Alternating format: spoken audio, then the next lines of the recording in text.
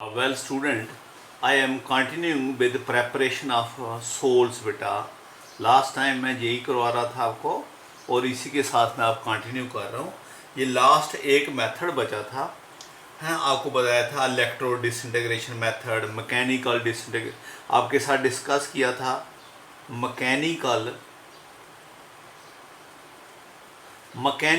Disintegration, ठीक है बेटा. वही आटा पीसने वाली चक्की बताई थी जैसे. दूसरा ब्रीडिग्स आर्क मेथड, ब्रीडिग्स आर्क मेथड ये बताया था. ठीक है, ये बहुत इंपॉर्टेंट है बेटे. इनमें से तीसरा आज के साथ डिस्कस कर रहा हूँ, पेप्टाइजेशन मेथड. पेप्टाइजेशन मेथड ध्यान से सुनना इसको, ये भी बहुत बार आता है एग्ज़ाम में 3 नंबर का. इस मेथड में क्या करते हैं, freshly prepared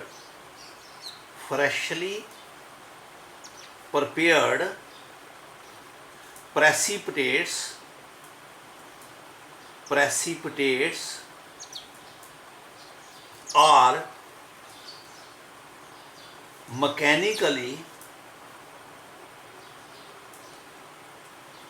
mechanically broken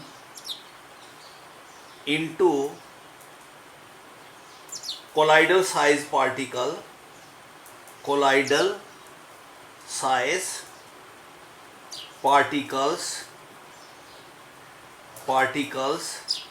in presence of a suitable electrolyte. In presence of a suitable electrolyte. ध्यान से सुनना, ये जो आपको बता दिया है इतना ही है. ठीक है, मतलब जो फ्रेशली प्रिपेयर्ड प्रेसिपिटेट हैं उसको मैकेनिकली ब्रेक कर देते हैं कोलाइडल साइज के बराबर और बीच में कोई इलेक्ट्रोलाइट डालते हैं. जैसे ये FeOH3 है, ये आपके पास प्रेसिपिटेट है. किसका? FeOH3. एक्सपेरिमेंट लिखना आपने इधर, ये एक्सपेरिमेंट है या एग्जाम्पल है कह सकते हो. हैं, मैं लिखूंगा आप लिखेंगे. Suppose we are having the precipitates of FeOH3. ये प्रेसिपिटेट है. प्रेसिपिटेट का मतलब बड़ा पार्टिकल. ठीक है, ये प्रेसिपिटेट है किसका? FeOH3 का. हम इसको एक मशीन है, इलेक्ट्रिकल मशीन, स्टीरर है. ये स्टीरर है, इलेक्ट्रिकल स्टीरर. इसको जोर से इसके साथ हिलाएंगे. जब ये रोटेट करेगा तो ये पार्टिकल क्या हो जाएगा, ये पार्टिकल क्या हो जाएगा, ब्रेक हो जाएगा. छोटे छोटे पार्टिकल बन जाएंगे. किसके? FeOH3 के. ठीक है, जिनका साइज किसके बराबर है? Colloidal particle. ये सोल पार्टिकल बन गए. लेकिन सोल पार्टिकल जो हैं वो दोबारा आपस में छोड़ देंगे, दोबारा कंबाइन कर देंगे, दोबारा कागुलेशन हो जाएगी. लेकिन हमने बीच में डाला हुआ पता है क्या? इलेक्ट्रोलाइट. कौन सा इलेक्ट्रोलाइट? FeCl3. ध्यान से समझना इस बात को. FeCl3 डाला है. FeCl3 आपको मालूम है जो प्रेसिपिटेट है वो बीच में वाटर डाला हुआ है. प्रेसिपिटेट कोई सॉलिड थोड़े पड़े हैं, बीच में लिक्विड डाला हुआ है. ये FeOH3 है और बीच में क्या है? वाटर. प्रेसिपिटेट सॉलिड नहीं होते बेटे, वो किसी सॉल्वेंट में होते हैं, वाटर में. ये कोलाइडल के पार्टिकल हैं और आगे पीछे क्या पड़ा हुआ? वाटर. ये कोलाइडल पार्टिकल क्या हो गया? Dispersed phase. और वाटर क्या हो गया? डिस्पर्शन. बीच में डाल देते हैं FeCl3. जब है FeCl3 वाटर में प्रेजेंट होगा, इट विल अंडरगो डिसोसिएशन. ठीक है, इसकी डिसोसिएशन होगी. मेरी बात समझ गए? जब इसकी डिसोसिएशन होगी, ध्यान से सुनना, इसमें क्या होता है, ये जो दोबारा इधर थोड़ा सा बड़ा बड़ा के दिखाता हूं. देखो, ये पार्टिकल है किसका? FeOH3 का. ठीक है, FeOH3 का सोल पार्टिकल है. सोल पार्टिकल बीच में क्या पड़ा हुआ है? Fe3 positive. And Cl negative, ये पढ़ा हुआ इससे। तो क्या होता है, ये जो FeOH3 है इसका ये फार्मूला है FeOH3। तो इसके सराउंडिंग में दो किस्म के आयन है, एक नेगेटिव है एक पॉजिटिव है। जो आयन इसके कॉमन हो वो इसके ऊपर अब्जॉर्ब हो जाता। ध्यान से सुनना, Fe3 पॉजिटिव डिस्पर्शन मीडियम से निकलेगा और इसके सरफेस पर जाके अब्जॉर्ब हो जाएगा। ठीक है, एक थोड़ा Fe3 है पॉजिटिव, बहुत सारे हैं। ये सरफेस पर कौन आ गया, Fe3 पॉजिटिव। ध्यान से सुनो, बीच में क्या है FeOH3, सरफेस पर क्या आ गया Fe3 पॉजिटिव। ये जो सरफेस पर Fe3 पॉजिटिव की लेयर बन जाएगी तो ये सारे का सारा बाहर से चार्ज कौन सा हो गया, पॉजिटिव। इस पर भी सभी कोलाइडल पार्टिकल जितने पड़े हैं सभी के ऊपर एक लेयर बन जाएगी, किसकी, Fe3 पॉजिटिव की। ना ध्यान से सुनो, ये जो पहले सॉल्यूशन में क्या था, Fe3 पॉजिटिव Cl नेगेटिव, दोनों का नंबर बराबर था, सॉल्यूशन न्यूट्रल था, डिस्पर्शन मीडियम भी न्यूट्रल था, कोलाइडल पार्टिकल भी न्यूट्रल था। लेकिन Fe3 पॉजिटिव सॉल्यूशन से निकलकर इधर आ गया, ये कोलाइडल पार्टिकल के चार्ज क्या आ गया, पॉजिटिव। ओवरऑल ये पॉजिटिवली चार्ज कोलाइडल हो गया, had become positively charge. Solution क्या बन गया, नेगेटिवली, क्योंकि वहां से पॉजिटिव निकल के इधर आ गया। तो जब पहले तो दोनों न्यूट्रल थे, जितने नेगेटिव थे उतने पॉजिटिव थे, अब लेकिन सॉल्यूशन से पॉजिटिव निकल के इधर आ गया, ये कोलाइडल पार्टिकल पॉजिटिव हो गया और जो डिस्पर्शन मीडियम है वो कौन सा हो गया, वो नेगेटिव हो गया। जो डिस्पर्शन मीडियम है, डिस्पर्शन मीडियम नेगेटिव हो गया और डिस्पर्स्ड फेस क्या हो गया, पॉजिटिव। तो दो तरह के चार्ज डेवलप हो गए हैं। डिस्पर्स्ड क्या हो गया, पॉजिटिव, डिस्पर्शन क्या हो गया, नेगेटिव। इसलिए कहते हैं कोलाइडल सॉल्यूशन कैरी टू जो चार्ज है। अब इस सोल को कौन सा कहेंगे, पॉजिटिवली या negative, positively. Charge of the sol is given according to the dispersed phase. Dispersed phase पर पॉजिटिव है तो डिस्पर्शन पर नेगेटिव होगा, अगर डिस्पर्स फेज नेगेटिव है तो डिस्पर्शन पर पॉजिटिव होगा। जहां पर जो डिस्पर्स्ड है उस पर पॉजिटिव है और जो डिस्पर्शन है उस पर क्या है, नेगेटिव। एक और बात ध्यान से सुनना, Fe3 पॉजिटिव सारे के सारे नहीं आ जाते, कुछ Fe3 पॉजिटिव रह जाते हैं, लेकिन नंबर किसका ज्यादा था, नेगेटिव का। तो जब कुछ जो रह जाएंगे वो तो न्यूट्रल हो जाएंगे, लेकिन कुछ नेगेटिव फिर भी बचेंगे, उसकी वजह से डिस्पर्शन मीडियम क्या हो गया, नेगेटिव। ध्यान से सुनो फिर क्या कह रहा हूं, Fe3 पॉजिटिव और Cl नेगेटिव एक थोड़ा वहां मिलियंस Fe3 पॉजिटिव पड़े हैं और मोर नंबर ऑफ मिलियन, ये एक मिलियन है तो ये 3 मिलियंस है, क्योंकि FeCl3 है ना, एक पॉजिटिव 3 नेगेटिव।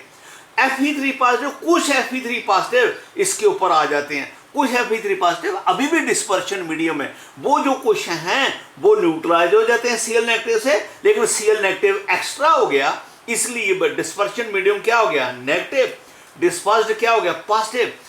ये अब जो कोलाइडल सॉल्यूशन है ये स्टेबल हो गया, क्योंकि ये कोलाइडल भी पॉजिटिव चार्ज है, इस कोलाइडल भी पॉजिटिव चार्ज है, ये एक दूसरे के नजदीक नहीं आ सकते क्योंकि सिमिलर चार्ज है। सिमिलर चार्ज होने की वजह से तो ये कोलाइडल सॉल्यूशन बन गया। किस मेथड से, पेप्टाइजेशन मेथड। तो पेप्टाइजेशन मेथड लाइन वही है कि जो गिवन कोलाइडल सॉल्यूशन है उसको पहले ब्रेक करते हैं स्मॉल में in presence of some electrolyte. ठीक है, कोई और भी एग्जांपल ले सकते हो, हैं इलेक्ट्रोलाइट। तो क्या तरीका बता दिया, इलेक्ट्रोलाइट में से पॉजिटिव या नेगेटिव डिपेंड करेगा कौन सा अब्जॉर्ब, पता है कौन करेगा, जो आयन अगर इधर आगे है। सपोज देखो ये मेरे पास कोलाइडल सॉल्यूशन है, किसका, AS2S3 का, AS2 दिख रहा ना, AS2S3 का ये पार्टिकल है और इसके आगे पीछे पड़ा क्या है, H2S। H2S क्या प्रोड्यूस करेगा, 2H positive and S negative. ठीक है, ये पड़े हुए डिस्पर्शन में, और ये क्या है, न्यूट्रल। इस जो न्यूट्रल है इसके कौन सा आयन जो है वो डिस्पर्शन मीडियम के कॉमन है, कौन सा, सल्फर। सल्फर यानी वो आयन एब्जॉर्ब करता है, पॉजिटिव नेगेटिव की बात नहीं है, वो आयन पॉजिटिव हो या नेगेटिव हो वो एब्जॉर्ब करता है जो इसके कॉमन हो। इसमें आर्सेनिक है और सल्फर है, सराउंडिंग में क्या है, एच और सल्फर, कॉमन क्या हो गया, सल्फर। सल्फर इसके ऊपर आके एब्जॉर्ब कर देगा और उसकी वजह से वो जो लेयर बन जाएगी वो नेगेटिव हो जाएगी और ये वाला colloidal solution negatively charge colloidal बन जाएगा। मेरी बात समझे, ये दूसरी एग्जांपल होगी।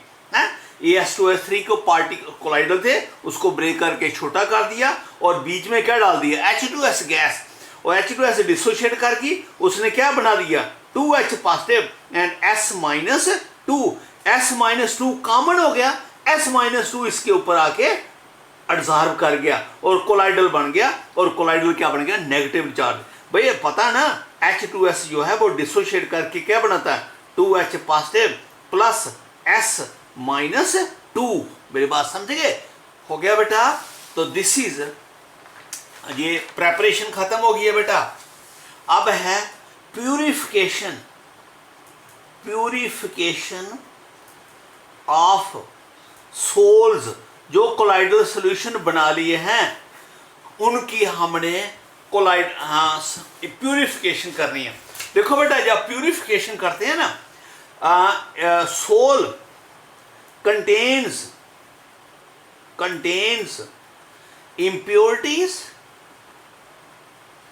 इम्प्योरिटी कौन सी है, जिसका साइज कोलाइडल से बड़ा है, जिसका साइज कोलाइडल से छोटा है। ठीक है, मेरे मतलब कोलाइडल पार्टिकल जब ब्रेक कर रहे थे आप, जब प्रेसिपिटेट को ब्रेक किया था तो कुछ पार्टिकल छोटे भी तो हो जाएंगे, कुछ कोलाइडल से बड़े भी रहेंगे। ठीक है, तो जो बड़े होंगे वो भी इम्प्योरिटी है, जो कोलाइडल से छोटे होंगे वो भी इम्प्योरिटी है। Contain impurity and excess electrolyte. Excess electrolyte मतलब है हमने जैसे अभी कोलाइडल सॉल्यूशन बनाया तो इलेक्ट्रोलाइट कौन सा डाला था, इलेक्ट्रोलाइट डाला था FeCl3। अब कुछ FeCl3 तो यूज हो गया और कुछ अगर FeCl3 एक्स्ट्रा पड़ा हुआ है, एक्स्ट्रा पड़ा है तो ये कोलाइडल सॉल्यूशन को खत्म कर देता है। देखो कैसे खत्म करता है। सपोज ये आपका कोलाइडल सॉल्यूशन है, ये आपका कोलाइडल पार्टिकल है। कोलाइडल पार्टिकल किसका पड़ा हुआ है, FeOH3 का। ठीक है, इसके ऊपर कौन आ गया है, पॉजिटिव। कौन पॉजिटिव, Fe3 पॉजिटिव। कहां से आया, सराउंडिंग से। ये इधर Fe3 पॉजिटिव भी पड़ा था, Cl नेगेटिव भी पड़ा था। ठीक है, Fe3 पॉजिटिव इसके ऊपर आ गया, कोलाइडल पार्टिकल बन गया, सारे कोलाइडल बन गए, सभी कोलाइडल पर चार्ज क्या आ गया, पॉजिटिव पॉजिटिव पॉजिटिव। ये एक दूसरे के नजदीक नहीं आ सकते। लेकिन अगर ये एक्स्ट्रा पड़ा है, एक्सेस पड़ा है, एक्स्ट्रा नहीं, अगर ये एक्सेस पड़ा है, ज्यादा पड़ा है, तो क्या होता है आपको मालूम है, ये क्या हो गया, पॉजिटिव। तो डिस्पर्शन मीडियम में क्या हो गया है, नेगेटिव, क्योंकि पॉजिटिव तो इधर आ गया।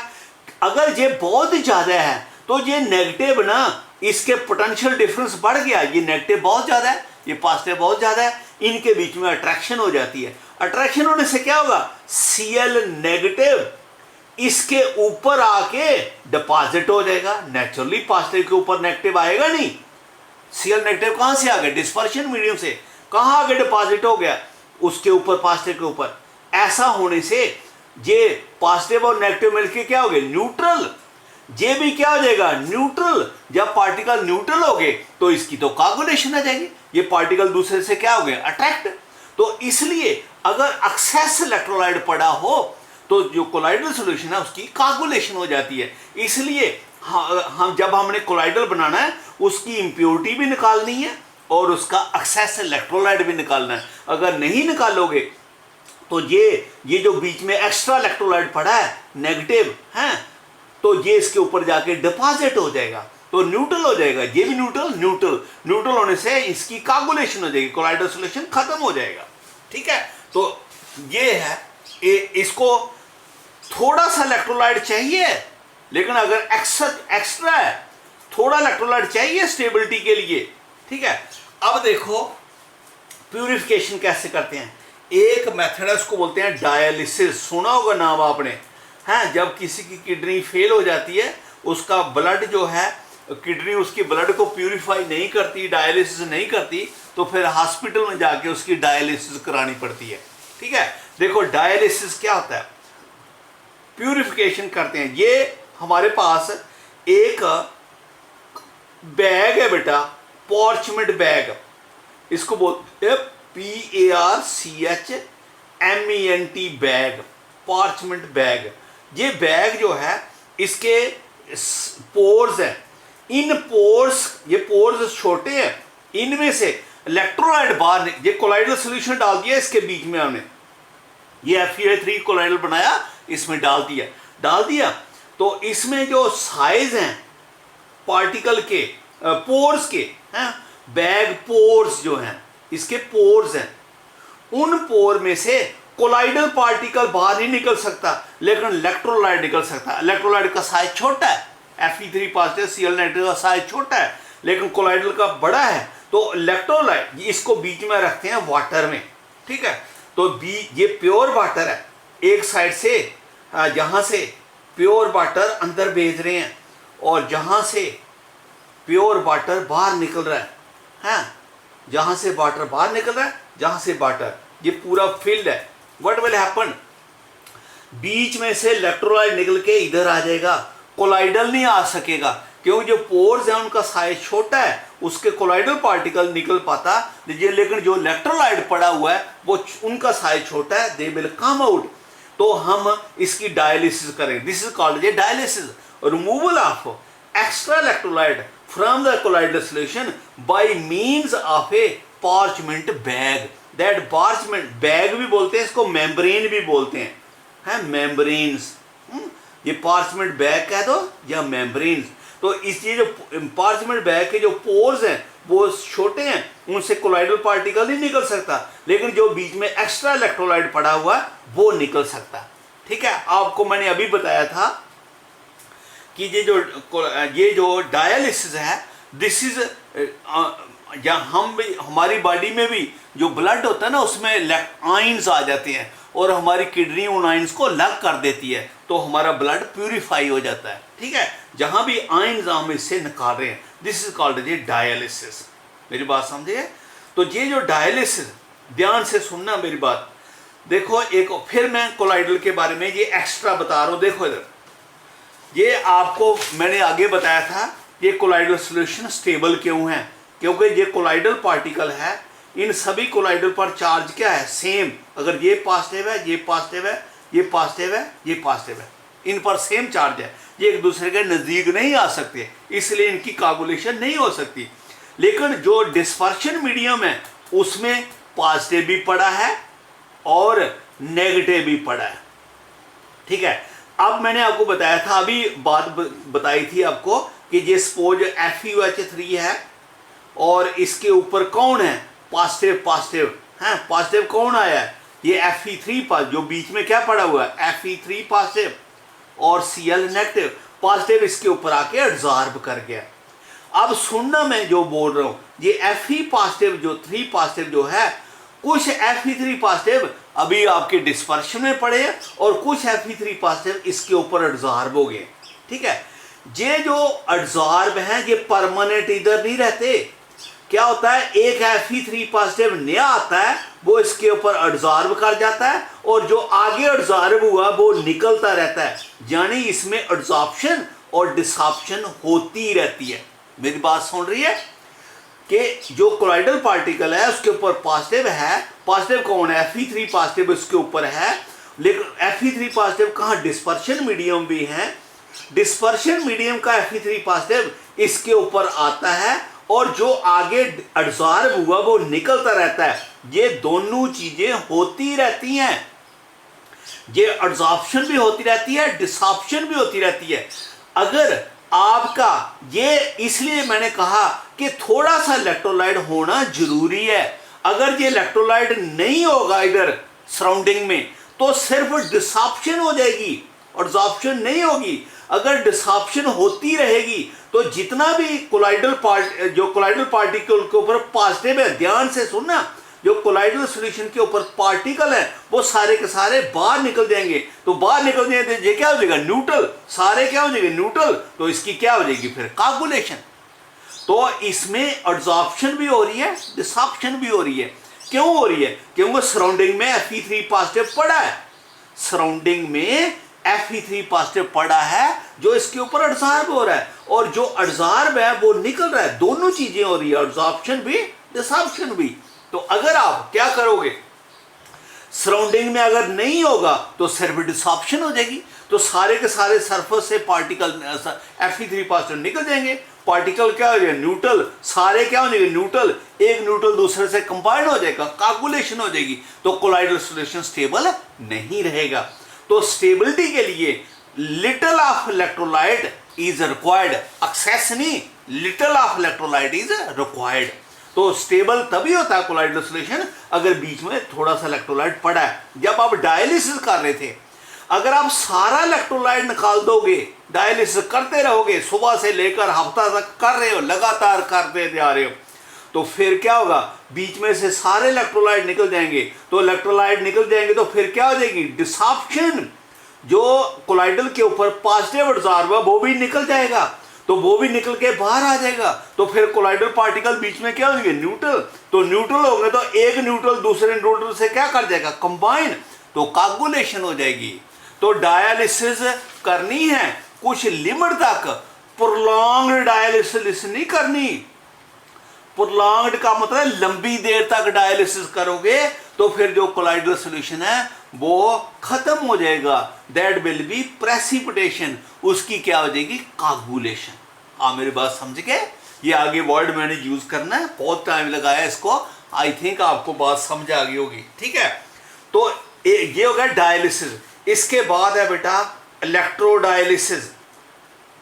इलेक्ट्रोडायलिसिस कुछ नहीं है बेटा, यही डायलिसिस है। इसमें एक इधर कैथोड डाल दो हैं, और एक इसमें एनोड डाल दो, एक नेगेटिव डाल दो और एक पॉजिटिव।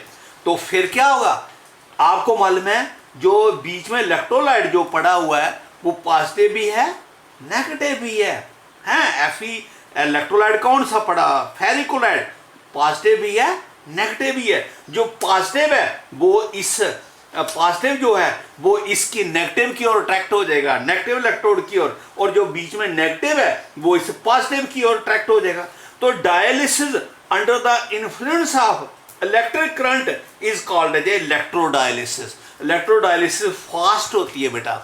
जो हम जब हॉस्पिटल में जाके ब्लड की डायलिसिस करते हैं तो वो इलेक्ट्रोडायलिसिस करते हैं, है? वो फास्ट है बेटा, वो जल्दी हो जाती है, under the influence of electrodialysis. इसमें भी क्या हो रहा है, इलेक्ट्रोलाइट